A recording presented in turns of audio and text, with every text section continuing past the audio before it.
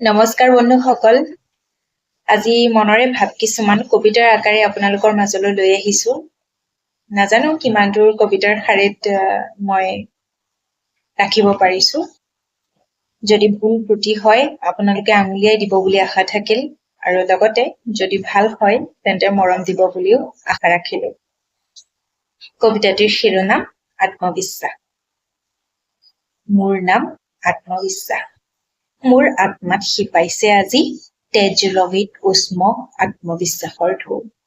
লহপহকৈ বাঢ়ি আহিছে সেই নীলাজ নগ্ন কুমলীয়া আত্মবিশ্বাসবোৰ। মোৰ সেই সুঠাম মস্তিষ্কৰ মেৰু বিন্দু। কাৰ ইমান দুঃসাহস অৰ্জুনৰ লক্ষ্য পৰাভূত কৰিবলৈ? সময়ৰ সোঁতত নৰপিশাচৰ মায়াৰ জালত আবদ্ধ হৈ বাল্মীকিও এদিন ৰত্নাকৰ আছিল। হলেও জানো বিধিৰ বিধান ঈশ্বৰৰ ইচ্ছা খণ্ডন হল? সেই ৰত্নাকৰেই বাল্মীকি হৈ ৰল। মইনো নোৱাৰিম কিয়? মইতো কনকলতা ঝান্সী লক্ষ্মীবাই দেশৰে আত্মবিশ্বাসেৰে ভৰা নাৰী। মই নাৰায়ণী।